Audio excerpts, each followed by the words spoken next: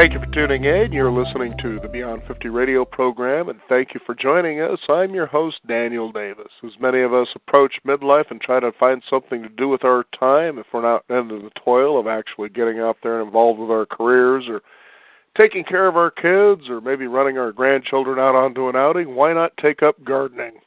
Joining us here on the Beyond 50 radio program is an individual that comes from a large family of dedicated gardeners that like to deal with things such as growing super organic products as well as super large products. Just to give you an idea of some of the things that our next guest has done, he's winner of 9 world records for giant vegetables. That's right, 9 world records of giant vegetables, and this includes a 19-pound carrot. Imagine Bugs Bunny chomping on something like that. A 42-pound beet, 35-pound broccoli, and a 71-pound Swiss chard. Boy, I'll tell you, that's a lot of food for anybody's Thanksgiving feast. Well, anyway, he's here to join us here on the program to talk with us what we can do about gardening such tremendous vegetables, as well as gardening super organic, perhaps. And here he is joining us on the Beyond 50 radio program, our expert gardener, Roland Evans. And Roland, thank you for being on the program today. Oh, it's very nice to be with you, Daniel. Now, I understand that you come from a family of Irish people that have been just doing this for generations. What's that been like to have a tradition like that passed on from one generation to the next? Well, it really doesn't actually come into play until you're kind of later in life. And then you find this kind of sense that you've got to do it again, just like, my father, my grandmother, my grandfather before me. It's kind of in the blood.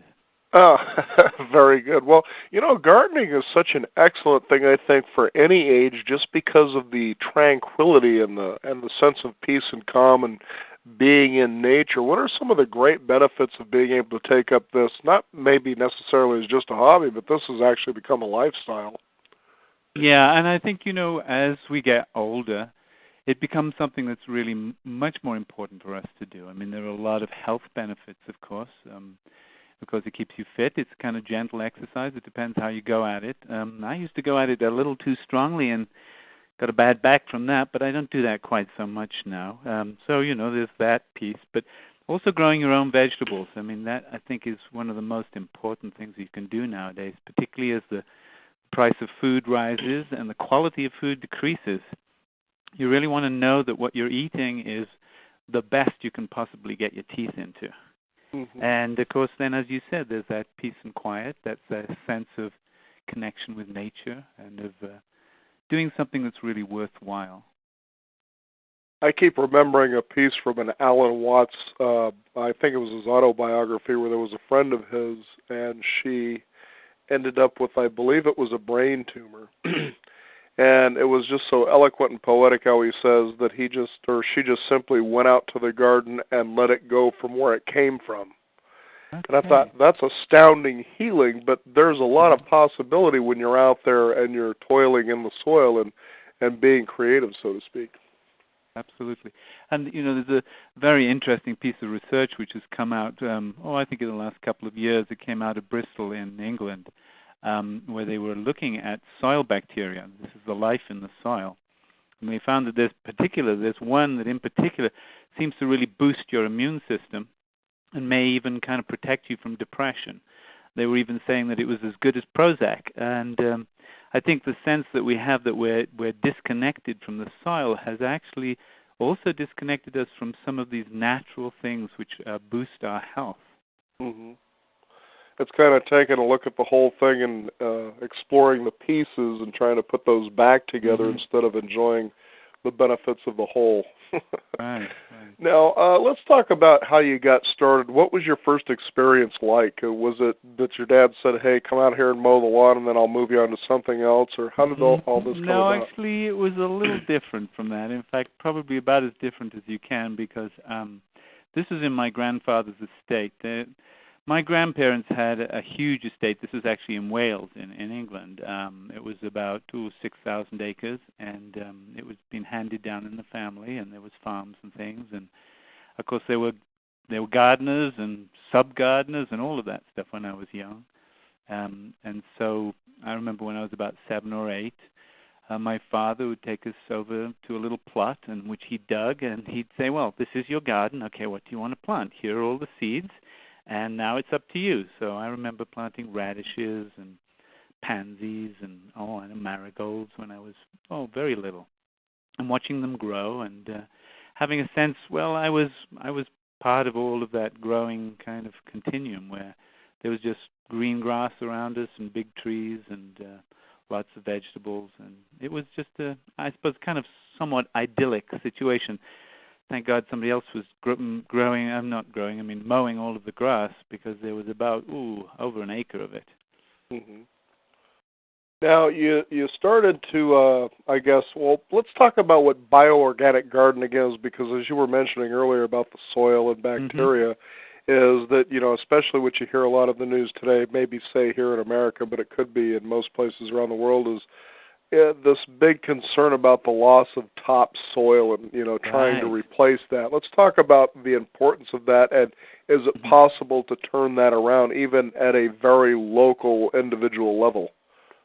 Yeah, that's actually very important, and it's kind of disturbing when you look at the statistics that the humus, which is the black stuff in the soil, which actually gives it most of its life and certainly gives it capacity to hold nutrients and to hold water and air, as much as 50% of that has actually disappeared in the heartland of America over the last 50 years from bad agricultural practices. So when you're looking at your own soil, it's almost certainly it's going to be depleted of organic matter. That means the humus. And the humus is a kind of an interesting stuff. It's broken down organic plants mostly, and it breaks down until it makes these what's called carbon chains, and then they get kind of stable. And it's on these carbon chains that a lot of this microbial life lives. So when you're starting with your garden, the first thing you have to do is you've got to get an adequate amount of humus into your soil. That's about 5%. If you get 10%, you've got amazingly rich soil. Mm-hmm. That's the first thing you can do, because without that, the soil won't hold water, it won't hold the microbial life, and it won't be able to feed the roots of your plants the nutrients that they, in some sense, they're designed to pick up. They've evolved. The roots have evolved in conjunction, in relationship with all of this life which is in your soil. And when it's there, then they tend to grow bigger, stronger, and healthier. So it's really important getting that humus there. And you can do that by putting compost on your ground, of course. But there are other ways of doing it. And organic farmers are coming up with some amazing new ideas in the last 20 years. Now, a lot of people actually try to refurbish their soil using, things such as fertilizers. They try to keep pests away from their plants with pesticides. And pretty much we generally know this just is an unnatural way to go about doing all this. Now, when you talk about replacing the humus, as you were talking about, what are ways you can do that naturally? I mean, you mentioned composting, but let's talk about some of the ways that you could do something like that. Okay, so let's just say you've got your piece of grass and you want to turn it into a garden. The first thing you want to do is to change, if you like, the quality of the soil. Now, the best and the easiest way to do that, and this is something people would never think of unless they actually know a little bit about agriculture, is to plant some plants in your soil which will not only add nitrogen in a natural way, which is one of your very main nutrients for your plants, but will also produce some organic matter. So, for instance, even if you were growing grass in your soil, if you turn over the grass and the grass rots in the soil, it'll decompose because of the bacteria, and you'll start to get some humus in your soil. But you can actually nowadays go to, say, a good seed catalog, and you'll buy what's called green manure, or sometimes it's called cover crops. And there's probably about a dozen of different kinds which you could use for your soil. And if you planted these in your soil and just let them grow enough and then just turn them under, you'll start to get the humus that you need. And you don't have to do any composting. It's actually green manure. It actually does it itself. So it's one of the easier ways to do that. Another way would actually just be to collect all your leaves. For instance, I know somebody who collects, I think I was talking to her, she has 600 bags of leaves, and she puts those 600 bags of leaves onto her garden. And she doesn't have to dig. She basically lets the worms pull those leaves down into the soil, and by the spring, she can just till a little bit of the surface, maybe a few inches, and plant her plants, and they just grow amazingly. So there are lots of different ways to actually work with the soil, which are much less labor-intensive than we think. Mm-hmm. Well, it sounds that way when you were talking about the leaves, like you might just have a giant walnut tree out in your front yard and just kind of collect it all up and put it in a pile somewhere. I'd have to be careful about that because actually walnuts, and you just hit the one that you wouldn't want their leaves. That figures. I got the wrong tree. Walnuts are kind of smart. They've got a somewhat like what you call a weed killer in the actual leaves. So if you put them in your soil, it'll tend not to grow very well. But most of your leaves, other than if you look underneath a tree and it looks kind of bare, you don't really want those leaves. But most. But that's interesting. You should say that about the walnut tree, Roland, is because I would let the leaves fall and then I just wouldn't really bother raking them too much. Mm-hmm. And I notice that my front yard just really doesn't have a whole lot of weeds in it. There'll be some interesting little plants and sometimes some clover, but I just noticed that they just aren't there, and I thought, and now I know. That's interesting. Here I got my neighbors spraying fertilizer and weed killer, and I'm just sitting here letting a natural biological process happening without even knowing it. That's great. Yeah. So, with the chemicals, the difficulty with the chemicals is that particularly they're usually called N, P, and K, and you'll see those. N is nitrogen, P is phosphorus, and K is potassium. People may not know those, but those are actually the chemicals which are mostly used. And high levels of nitrogen actually will stay in the groundwater, for instance, and sink down and actually pollute groundwater, but it'll also kill off a lot of the microbial life, and high phosphorus will do the same. The actual potassium isn't quite so bad. But, when a person is putting on their chemical fertilizers, they're actually destroying the life in the soil, which is actually naturally there to help the plants grow. And so then those plants, while growing okay with the chemicals, are then addicted to the chemicals. You can't really grow them without the chemicals. You just have to keep doing that. Yeah, nothing like celery being like a heroin addict, that's for sure. I know. It's an interesting thought, isn't it? And no wonder we're getting sick from our vegetables. It's interesting, too, Roland, is you go to a supermarket, and some are a little bit better than others, but you look at their produce department, it's really quite interesting that when you're in a produce department, like in some of your mainstream supermarkets, sure, it all looks good, but there's just something unnatural, for me anyway, that you see within the fruits and the vegetables. And then sometimes I might go to an Asian market, and there's just a big difference at times between the two. Now, let's talk about why that is, because this is where you go from, I think, the bioorganic gardening that you're talking about to basically let's supply everybody, that we can type of gardening. Yes. And I don't know if you're familiar with the books of Michael Pollan. Maybe you've read The Omnivore's Dilemma or In Defense of Food. These are kind of bestsellers. And they're looking at the way food is created. You can't even say grown sometimes in this country. And what gets onto our shelves. And I'd have to say that even if you go to one of the organic supermarkets like Whole Foods, well, there is only Whole Foods anymore because there isn't, Wild Oats has disappeared. What you're actually looking at is that these vegetables do not have the nutritional value that they used to have. Over the last 50 years, there's been a decrease of almost 50% of some of the actual trace elements like iron, for instance, particularly in spinach. If you were, I don't know how old you are, but if you're my age, you remember when spinach tasted a bit like chewing nails. Do you remember that? I believe so, as a kid. Yeah, well, you see, what they've done is that they found that didn't sell so well.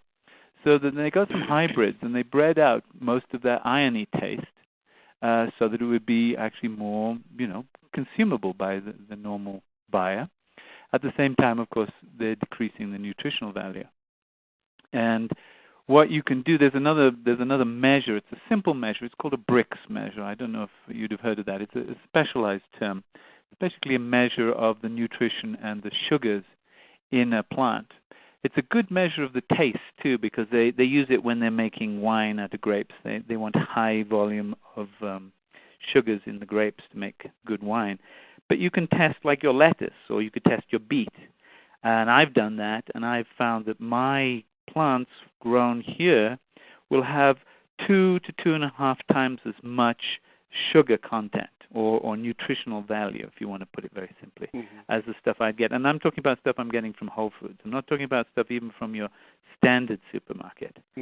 And part of that is growing techniques, which is using chemicals, or using even hydroponics. I don't know if you know about that, where the chemicals are put in a solution and the plants grow in a solution.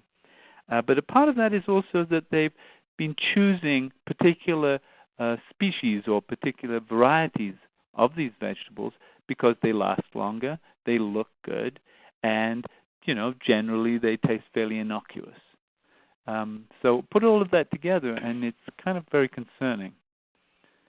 I think what's also interesting too, Roland, is when it comes to gardening, it's amazing just how much food you can produce for your own household that you're actually giving it away.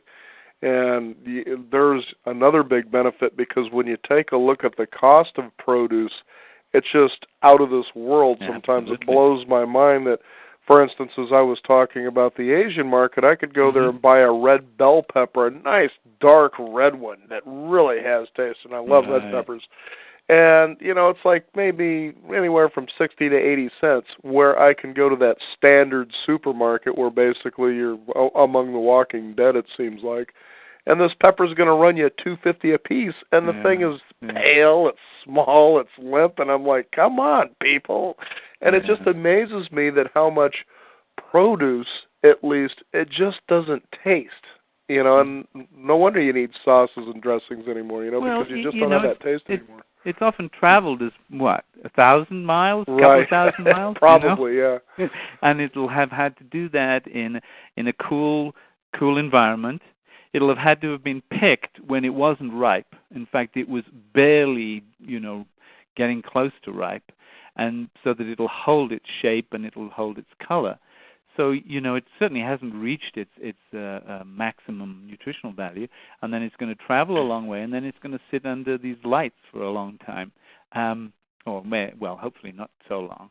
But you put that all together, it's not giving you what you want. And, food is, how shall I say, it's kind of the food of life. It's what we love to eat, and when we're eating good food, it satisfies us. And one of the things I think is really true is that because there's less nutritional value in food, people have to eat more of it in order to feel satisfied. Right. And then you get people, putting on weight and all the rest of those things, but not feeling very well either. Mm-hmm. Now, let's talk about bioorganic gardening. I know that we've been kind of touching around it, but this day and age, there's all this, what you might even call the phrase greenwashing. Everybody's got an organic product, or they label it, and I'm so tired of people riding bandwagons just to sell stuff where, I'm sure they're in earnest, but the truth just isn't there. You can tell just by the quality. So let's talk about the difference between what they try to do and what bioorganic gardening can actually do. I'd like to just go back to that idea, greenwashing. Is that a term that you've heard somewhere?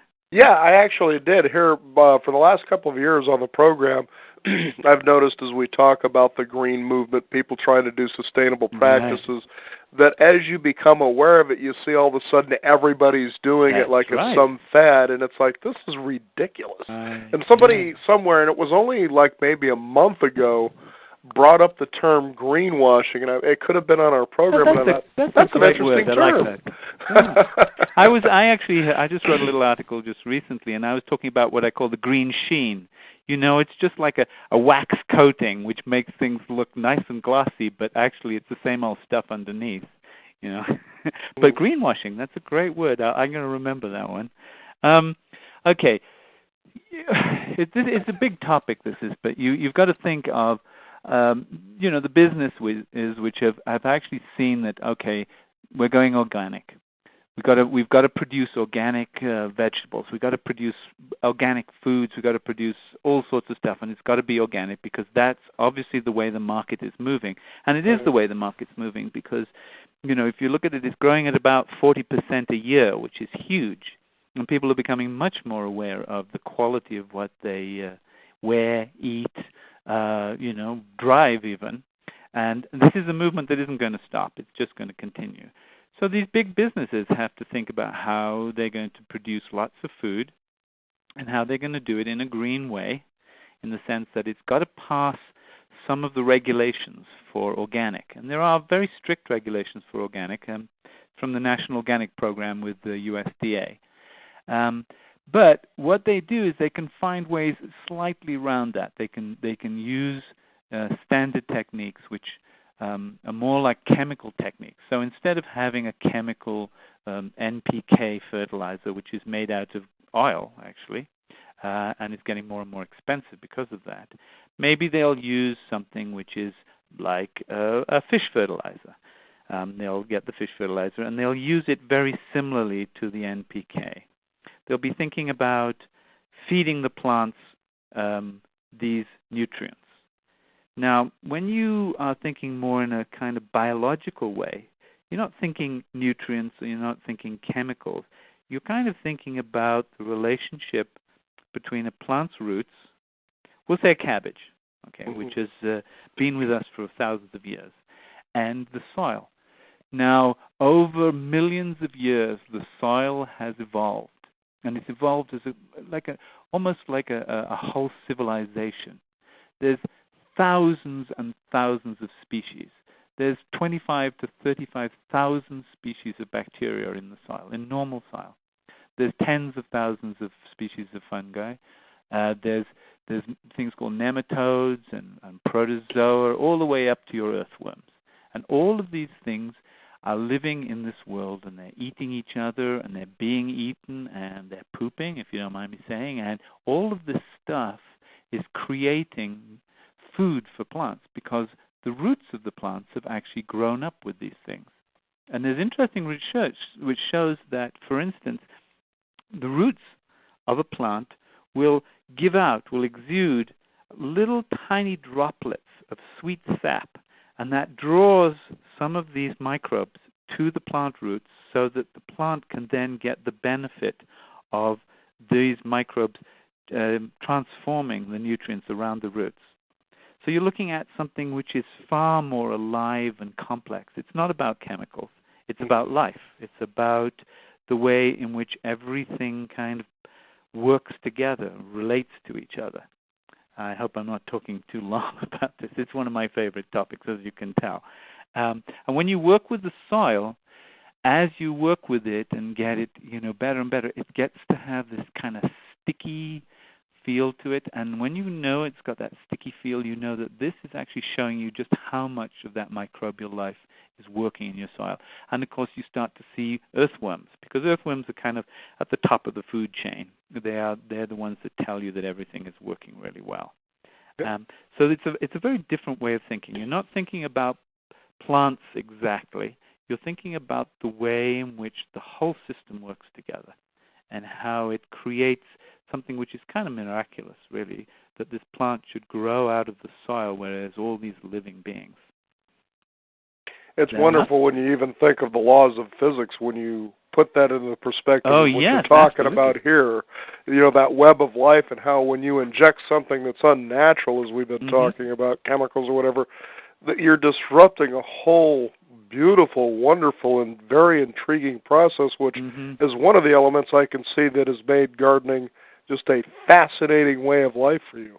Absolutely. And I wasn't always like that. I was brought up as a standard gardener. I actually used to think that you needed to put chemicals down to make things grow. And then I kind of moved gradually over into organic gardening and started using compost. But it was only when I got the idea of, what's really going on in the soil, and the stuff that I use a lot, which is called compost tea, and it's a way of kind of maximizing the amount of nutrients and the amount of microbes that you can get out of just a little bit of compost.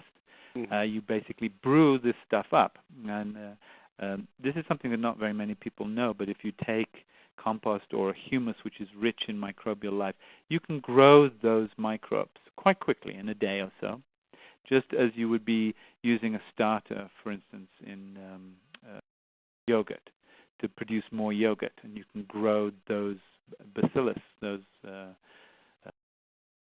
little microbes which are in the fungus, in the yogurt. I lost my train of thought.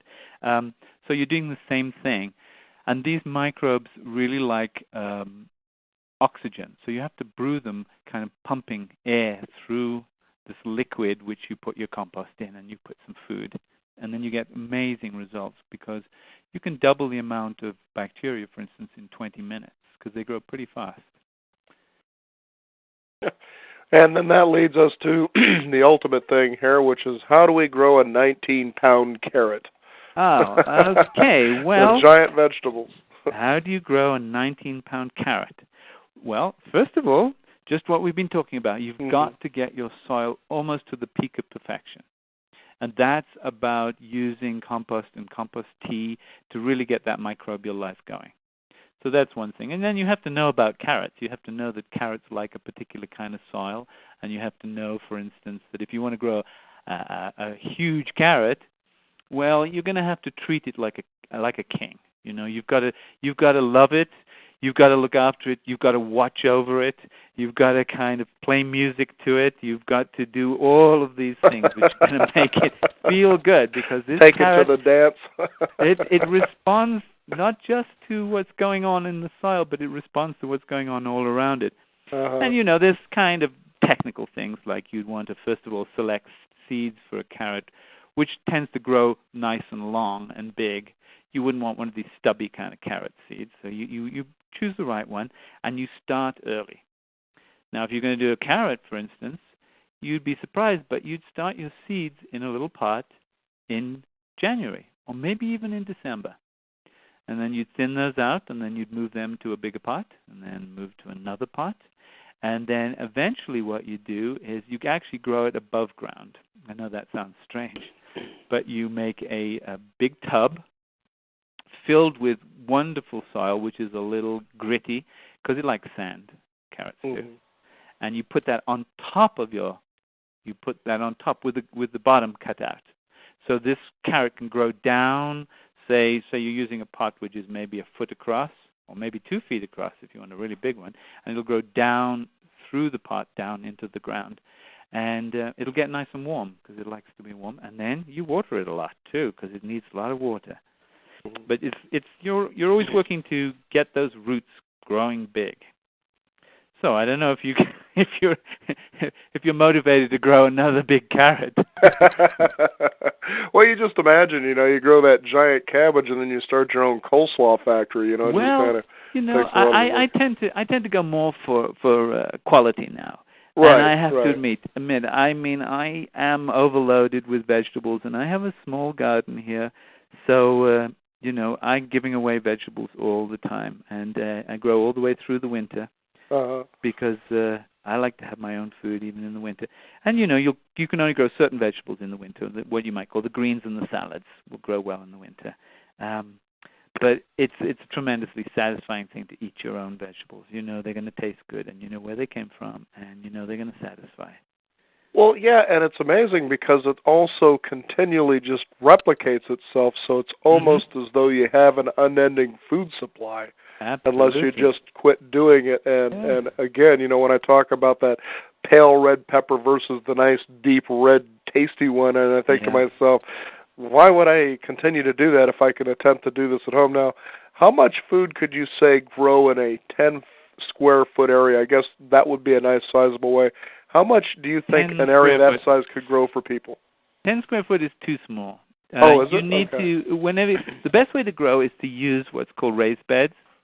And, if you think of raised beds, what you want to do is get kind of landscape timber, and that always comes out around about 8 foot long. So if you get 3 of those, you can make a bed 8 foot by 4 foot. And that's a perfect size for a bed. And in that, you can grow more than you can imagine if you do what's called intensive planting. So if you're a tomato fan, of course, you're not going to be able to get that much. But if you're a greens fan, you're going to be able to probably do it all through the winter. Oh, great. Yeah. I know that my wife and I, we like to enjoy green smoothies because, just the benefits of those kinds of things there. And right. I think this would be a good way to go here. So. Yeah, and what you do is you'd get, for instance, what I grow about. I have like 3 different kinds of kales, two or three different kinds of broccoli. I'll have collards and Brussels sprouts, cauliflower, all of those things, and they'll be growing through the winter. And then your root vegetables, you can get your your turnips and your carrots, and I don't know if you know celeriac, which is like celery. And these are easy to grow. Mm-hmm. They're actually, most of them belong to the cabbage family. People don't know that. It's called the brassica family. And they're cold-loving plants which actually grow very easily. And people get a little bit stuck on the tomatoes, which I love tomatoes, but in the winter you can't grow tomatoes very easily. Yeah, spaghetti in the summertime only, that's for sure. That's right. We have all our tomatoes now. They're mostly filling up the freezer, actually. And that's a secret most people don't know, is that if you grow your own tomatoes and they're nice looking, you just wash them, put them in a plastic bag, and tuck them in the freezer, and they'll come out looking beautiful. I mean, you'll have to cook them after they come out because they're a bit, right. When they defrost. But you run them under the cold tap, the skin comes off just like that, and then you pop them into whatever you're cooking. Very good. As easy as that. Now, Roland, do you have a website where people can visit and get more information and even resources should they decide that they want to embark on this? Actually, we have a website. It's got a lot of information. I actually write articles for a national magazine, and I also send out a newsletter every month, which kind of is trying to remind people what to do each month and giving some tips and hints about stuff. And the website is www.bountea.com. Bountea, as in tea that you drink. So it's bountea.com. And that comes because the name of our main product, the compost tea, is called Bountea. Oh, very good. Yeah. Well, Roland Evans, it's been a pleasure to talk with you. To kind of get into this would be like a conversation you could go on for another hour if you wanted to, just based on your passion alone and getting people excited about growing their own vegetables. Oh, they need to be excited, and there's a lot more people are growing their own vegetables. I think there was a AARP statistic that almost a third more people growing a garden this year than last year. Well, great. I'm glad to see that movement's going. Supermarkets might have to find something else to do, it seems like. Well, Roland Evans, it's been a pleasure to have you on our program today, and thank you for joining us. Thank you very much. You Bye-bye. bet. So there it is, folks. You got to get out there and learn how to do it and do it the right way, and then that way maybe you don't get caught up in the greenwashing because you're actually doing it for yourself. And after you're starting to feel pretty good because you're out there gardening, well, why not look good at the same time? But I see too many people sometimes when they're approaching midlife that seem to dress in trends, I guess you would call it. You think to yourself, do you realize what you look like wearing something like that? In fact, it was just the other day that I was in a restaurant, and it was a gentleman, I'd guess that he was right around his mid to late 50s, going into a restaurant with his wife. He's wearing a tank top that looked like something from the 1970s, and the shorts weren't too far off of that.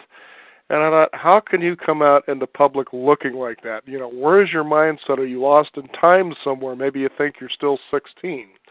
Joining us here on the Beyond 50 radio program is a fashion expert. That's right. She's the founder and style coach, and her name is Jandy Gerard, and she combines her education and experience to help her clients realize their style potential. We're talking about someone who's worked with U.S. senators, Fortune 500 companies, and nonprofits. She's going to talk with us today about what we can do to dress our age, especially with our body type. And Jandy Gerard, thank you for joining us here on the Beyond 50 radio program. How are you doing? I'm great, Daniel. Thanks for having me. Boy, women in fashion, do they ever part? No, they don't. And I have to piggyback something your first guest, Roland, said. He was a great guest, and I love what he said about treating the carrot like a king. Mm-hmm. I think that we really need to look at our bodies and our clothes and our closet and treat them like kings and queens as well. So I really encourage my clients to work towards really taking care of their bodies, but also loving their bodies and embracing them rather than complaining or whining or being upset about them, but embrace them and dress your best. Yeah, well, we always hear about, and I think maybe more of it is subliminal, that as you're at a supermarket and you just bought your unorganic vegetables for dinner, is that you stand there in the line at the cashier and you see a slew of magazines, that spontaneous buying aisle, and they all seem to always parade around what they think is the ideal body style. Now, if that didn't work, they wouldn't sell magazines, but unfortunately, it seems in a subliminal way that can be one of those starting points is how people think they should look and feel. Now, how do you address something like that? I'm so glad you brought that up, because that is one thing that I'm really passionate about when it comes to the pressure that men and women have are those magazines. So I really try and encourage people to deconstruct those advertisements, consider the source. They're trying to sell you something. And when it comes down to it, there's a great video on the Dove.com website that shows you how an ad is created. And they will take you from step one, where a model comes in, no makeup, nothing, average gal, and completely compose her with all of this makeup, and then it goes into Photoshop. Click, click, click, click, click. She's got new eyebrows, new neck. She's got a completely composed look, and then they slap it on a big billboard.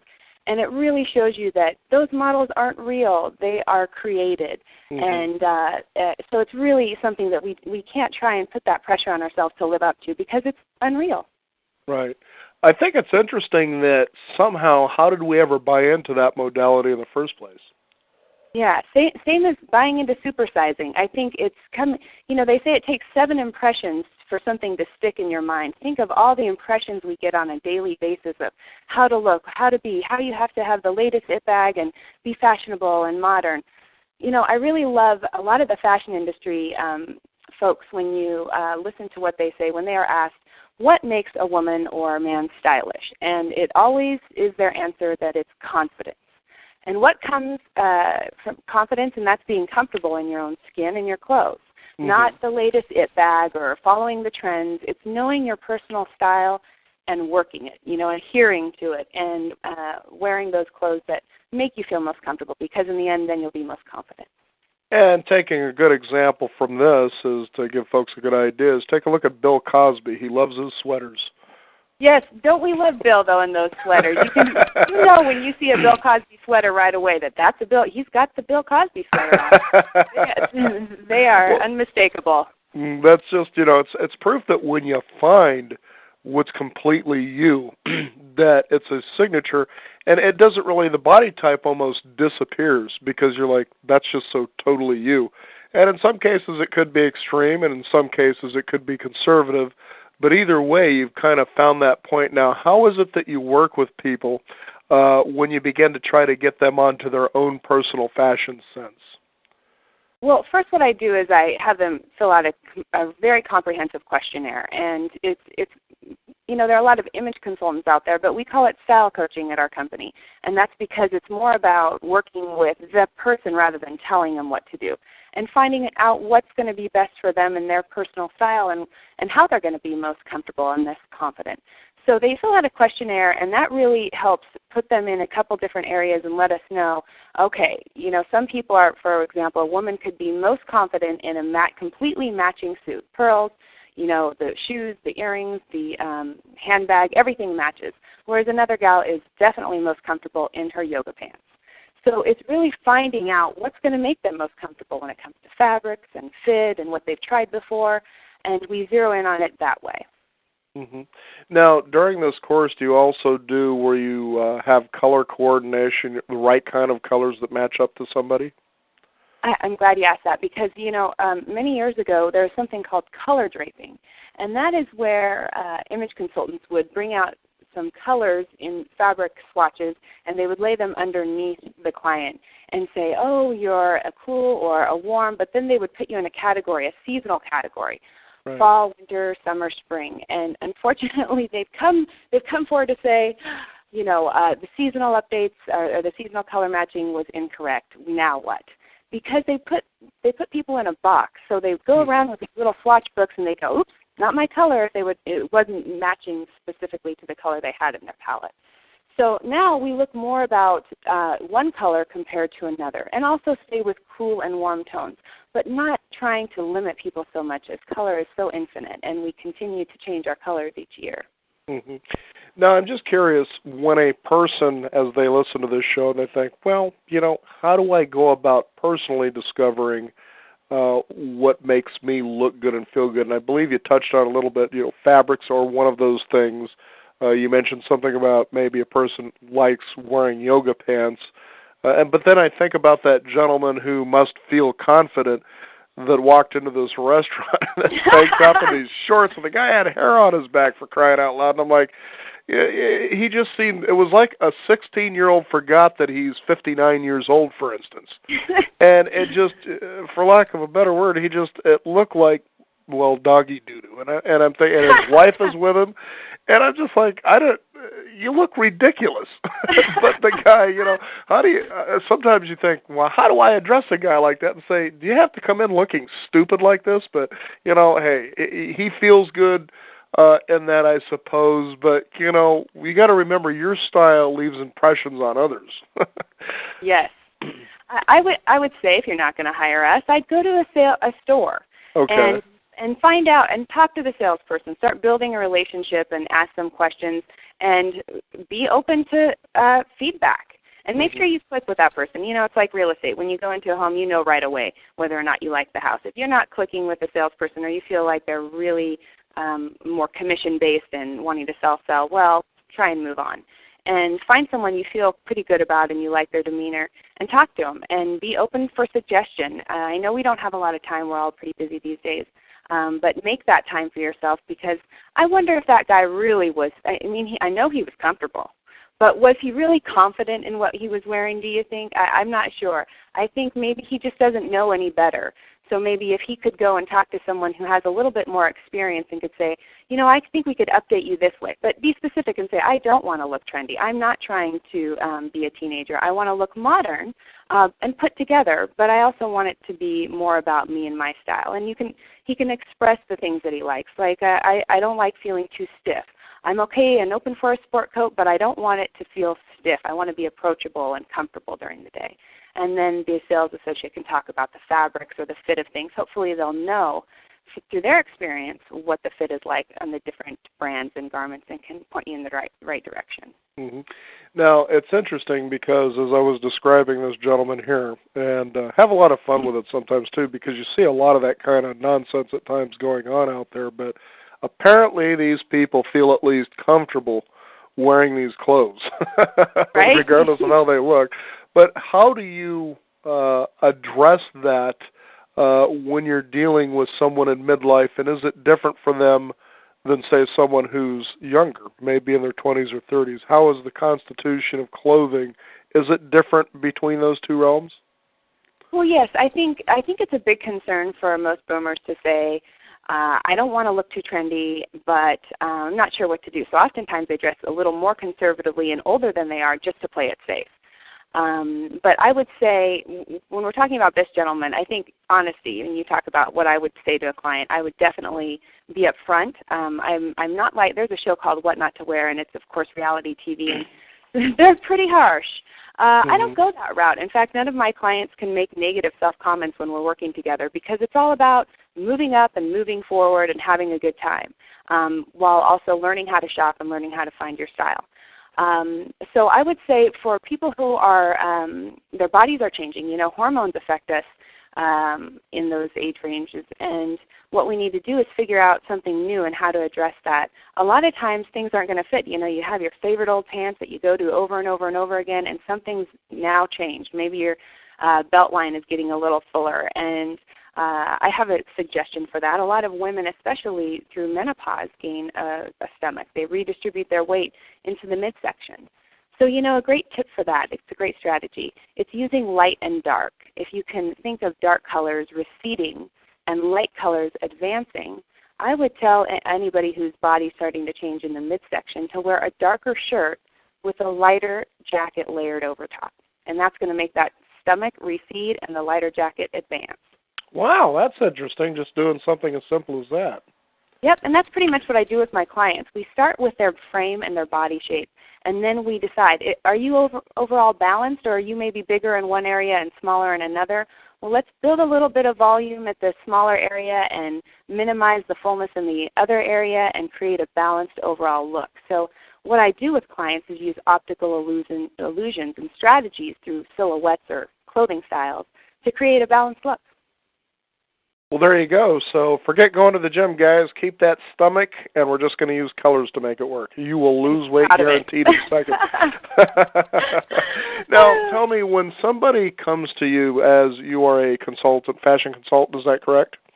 Coach, yep. A coach, okay. We'll call you a coach. Everybody's into the coaching thing this day. I love that. How do you go about choosing the right one? Because this is an area that can, for some people, get relatively expensive. So how do you go about choosing the right one, and what are some of the costs to going to a coach, a fashion coach? You know, there aren't many style coaches out there. It's relatively new, but there are a lot of image consultants, which have been around for quite some time. I would definitely say, just like the sales associate, make sure that when you call them and you talk to them and you discuss your goals and your plans, that you click with them and be upfront about how you feel about it. You know, when I'm working with clients, not everybody's there to have a really fun time shopping. They hate shopping, and that's why they're calling. And some of them have some anxiety about it. So, you know, it's about being open to and empathic and understanding where they're coming from, and no judgments. If you're feeling like there's any judgment coming from them, well, it's not going to be fun. You're not going to feel good during the process. And as far as your budget is concerned, you know, when you work with a style coach, oftentimes they're going to save you money in the long run, because you're going to stop buying the things that aren't working for you. You're going to really zero in on what works for you, and you're going to feel more confident, and maybe learn some strategies for shopping. Oh, very good. Now, I know that as I was saying here on an itinerary of possible questions, there's mention of the Oprah Winfrey having a show about getting a well-fitting bra. Yes. Does this also go for other undergarments as well? Yes, it does. If you can think of the foundation of your clothes, garbage in, garbage out. So if you have some lumpy stuff going on with your bra or your underwear, it's probably going to show through in your clothes. So it's really important to make sure that they're a good fit. And I think that Oprah show about the proper bra fitting strategies have played over and over and over again, because 9 out of 10 women wear the wrong size bra. And what we don't know is how it should fit. Oftentimes we think, and I know you want to hear all this, don't you, Daniel? Absolutely. Hey. Because for your next bra fit, that way I can give the advice to women, and I can actually sound like I know what I'm talking about. Good. Maybe the queer eye get for the straight girl kind of a thing. So. So I do want to go over a couple of these, because it's really important. A lot of times women are wearing too small of a cup and too big of a band around, and really the support comes from that band, and oftentimes it feels a little constricting when you first put it on, if it's the right fitting bra for you, but it stretches out over the day, over even 15 minutes later. Your body heats up the lycra, so it begins to stretch, but you need the support from the band, not the straps. And then oftentimes our cup is smaller than we think, and we actually have a larger bust size and need to have good support there. And it should also fall at the middle of your back, so not super low, not riding super high when it comes to the bands.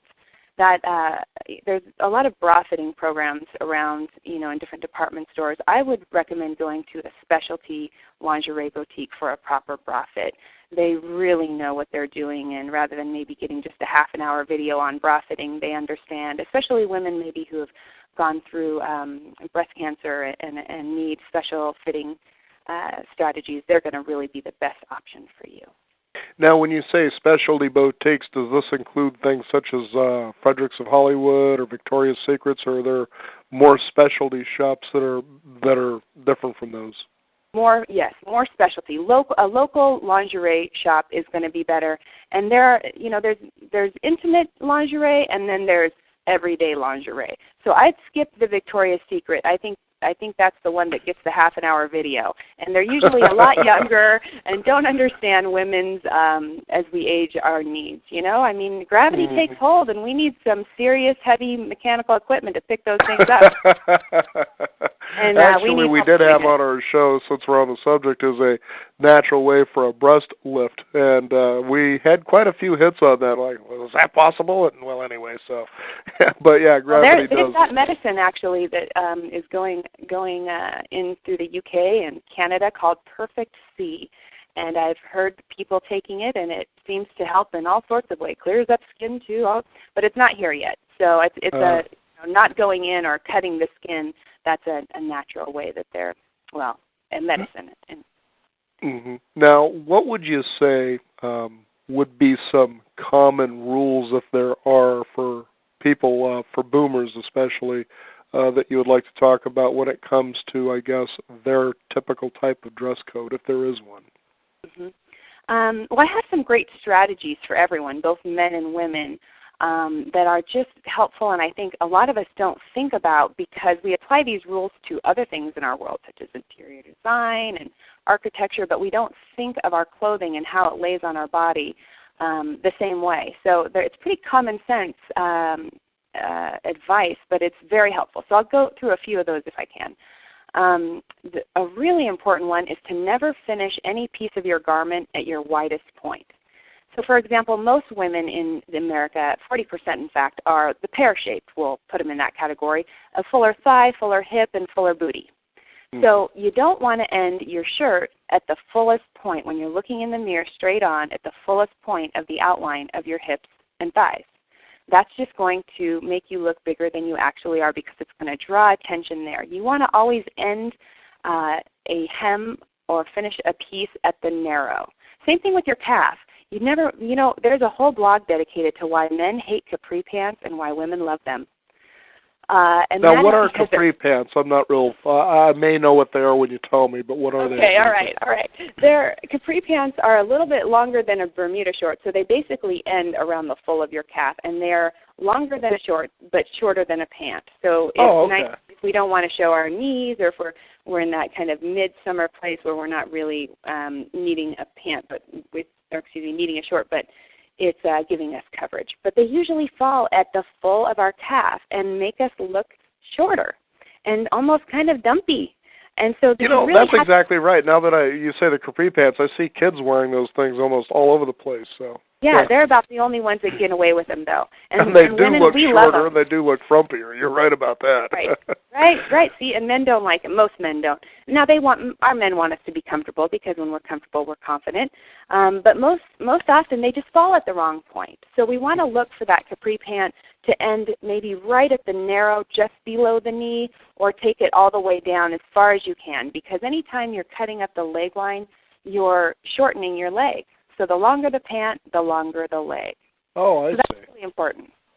Oh, that's interesting. Okay, so we got that rule, is that we don't want the hem to end at a place that, as you were saying, if you're a pear shape, so to speak, that you wouldn't want it to end right there at the booty, so to speak, but probably above that where it narrows before that point. Perfect, exactly. Okay. So I have another one, and that is that our bodies are changing over time, and you might find our clothes are fitting differently. I recommend, and some people think, oh my gosh, that's just too much hassle, but it's just one extra step to having your clothes fit fantastically. For example, if I have several clients, let's take 9 clients, and they're all a size 8. Well, each of those clients might have a different body shape. In fact, they usually do. No one is just the same. We all are unique. And unless you are that fit model that they use to create the garment, which, by the way, they use a fit model that is the smallest size and increase it incrementally using numbers, not new bodies. So they'll take it from a 0 to 2 to 4 to 6. And you can't expect this garment just off the rack to fit you perfectly just because you're a size 8. Mm-hmm. So I really recommend for all of us, when we're looking for our clothes to be those really important pieces in our wardrobe where we really need to look our best and have confidence and not worry about what's going on with our outfit, is to consider alterations and tailoring. I know people out there going, oh, it's so fussy, I can't stand alterations. But you don't have to alter every single piece from Target. You go to your very best pieces where you really want to look your best and feel most confident and have them tailored. Well, I can certainly agree with the size issue. There had been many times that I had bought slacks, for instance, that would say they were a particular size. But I also got to the point where I started trying them on because I wanted to feel, am I going to be comfortable in these, especially if I'm doing a lot of walking? And you discover right away, oh my goodness, even though it says it's the right size, it just isn't working for me at all.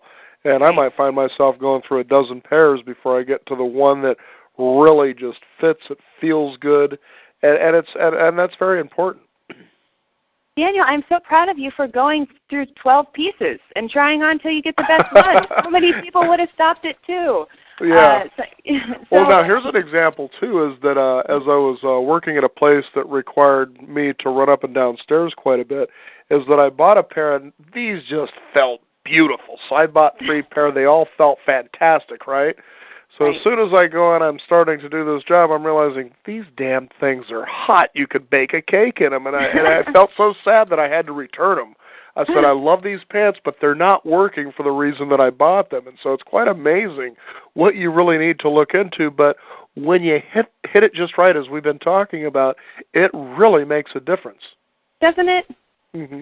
And I'm so glad you return things. I really am a big believer in returning things because I'll go through clients' homes and they or through their closets, and they have tags on so many things still, and there's so much money languishing in their closets, and probably more than they could afford me several times for what's languishing in their closet.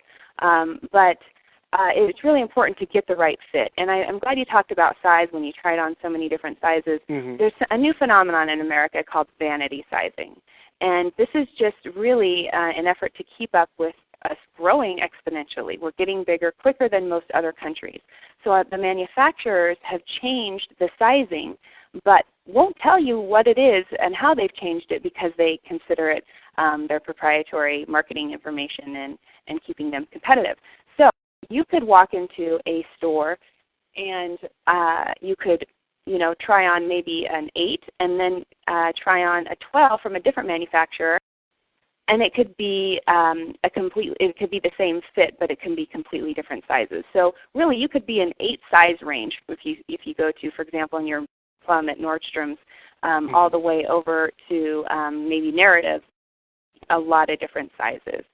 So it's called vanity sizing, but they haven't done it in other countries, and the other manufacturers haven't done it. So you really could be all over the map, and that's why I encourage you to forget the numbers. It's not a number. Don't get so tied to that number because who knows what it's going to work for you. It's all about the fit. Focus on the fit, not the number. Yeah, there was a time that I wore a size 40, but at the same time I was also wearing a size 36, and I thought, how does this happen? And now you know. Now you know. So you hit it right on the spot. In fact, it was funny that you brought that up because it just occurred to me that, she's right, because you'll have 2 or 3 different manufacturers, all the same size, but none of them fit the same. And that's why I always felt that, from that experience, that it was always important to try things and think, how am I going to feel through the course of the day as I let this thing wear on me, Right. And it's really quite fascinating that that's such an important element for the rules that we're talking about, especially for people in midlife where their bodies do change seemingly quite frequently. Yes, I agree. Now I have one more tip for you. You got it. Okay. Think of this. Any time you're going to add some color or an embellishment or detail, make sure it's going to fall on an asset or an area of your body that you think is the best area of your body. So, for example, I have quite a big foot. I have big feet. I call them canoe shoes. And so if I'm going to wear those fantastically gorgeous red shoes, well, I'm going to look like a clown if they aren't just perfect. So I try to avoid drawing too much attention to my canoe feet and draw the attention up to my waist. I have more of a defined waist. Or I like people to take me seriously, so I'll bring the attention up around my neckline to draw attention and frame my face. So always draw embellishments or come up with your detailing in areas that are your assets. And how would a person know this? Do they just go into a fashion coach and say, okay, tell me what my best asset is? You got it. And really? maybe friends. Ask your friends, if you're open to it. You've got to be open, though, and don't be too sensitive. Don't worry too much. If you're asking for advice, be open to hearing some truth. And they'll let you know. Or here's the alternative, Randy, is the fact that, or you'll have this hidden criticism that you're unaware of, like guys like me who talk about that 50-something-year-old who looks ridiculous in tank tops and shorts. You want that out in the open, folks. That way people are thinking more like, boy, he looks or she looks good, and certainly that'll make you feel confident. I don't know. Maybe I should have just told this guy, do you realize how ridiculous you look in all this? I mean, anyway. But I don't know. I think maybe I didn't do him a service. I don't know. Now, I understand that there's a website that people can go to. It's and your business is Inspire Style. Now, let's talk about that and what people can expect there. Yeah, absolutely. You can go on my website, and I have a couple articles for reading. It's called inspirestyle.com. Okay. And if somebody's interested in maybe consulting in your services, do you do over the phone as well as in person? I do, and what I usually do is go through with clients. We start with a style profile, so we have them take that questionnaire, I take their measurements, and we really determine what their needs are, and I print it out in a document that I create. It's about 15 to 20 pages, depending on their goals. And then we go over it, and then we take it into their closet and go through their closet and use it as our guide, and we determine what it is that they're going to need and what they still don't have or what they need to replace, and make a shopping list. And I go to a store and shop on their behalf before they even get there, so that when they walk into the dressing room, everything's waiting for them that's just for them. And after that, we pull it all together and take pictures and document those outfits digitally, so that when maybe they're having a day where they feel like, I just don't want to figure out what to wear, they can just click through on their computer and look at some complete outfits of their wardrobe and decide that way. Oh, very good. And quickly, too, it's also advisable and suggest how often that a person should do this, but to go in and to get measured so that you have an idea on a regular basis where you're at. Yeah, and do you mean go into a store? Well, yeah, go in, just to get your body measured so you go, okay, this is my waist size, this is my, whatever. Yeah, men definitely go in and get measured. Women don't do as often unless they're having something custom made, I would say.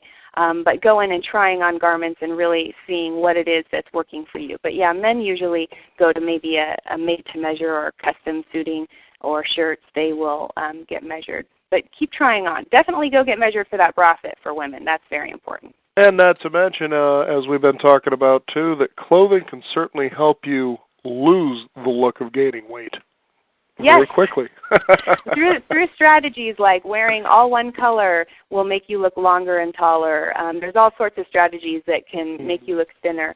But it also, when you're dressing, no matter where you are with your weight and your size, when you dress so that you feel confident, that usually bleeds over into other things in your life and starts to give you those confident feelings you need to tackle maybe if you gain some weight. So it can really catapult you to the next step in other areas as well. So that certainly falls in line with Gandhi, who simply says, be the change that you wish to see. Very much so. Well, Randy Gerard, it's been a pleasure to have you on our program today. And go ahead and give your website out again one more time. It's inspirestyle.com, and if anyone's interested in learning more about us, they can send us a web inquiry in the Contact Us page. Very good. Well, thank you again for being on the program today. I feel confident already. Great. Thank you, Daniel. Have a good day. Bet. Take care. So again, go ahead and visit that website. That's in www.inspirestyle.com, and then that way, and also get out there as she was suggesting, and get somebody to give you some opinions, because just think of those hidden opinions that are out there about the way that you may be dressing. And I'd also like to thank our following one of our sponsors is ZRT Laboratory. If you're suffering from hot flashes, foggy thinking, sudden weight gain, low libido, mood swings, and other effects of aging, ZRT Laboratory, the forerunner in hormone testing, is your first step toward ending troublesome symptoms. Visit them online at www.zrtlab, that's all one word, zrtlab.com, to find out how their home collection kits can help detect and correct hidden hormone imbalances. Let testing be your guide to symptom relief and life-changing solutions that begin with you. And I'll tell you, I also encourage you to visit our website as well. That's beyond50radio.com, the number 50 with a 50, and sign up for our free weekly e-newsletter where we'll have perhaps fashion tips for you now on how you can dress your body type and age as well and be hip to the times without being outdated because of fashion sense. I'm Daniel Davis. Thank you for tuning in today. You've been listening to the Beyond 50 radio program, and remember, live your day past halfway.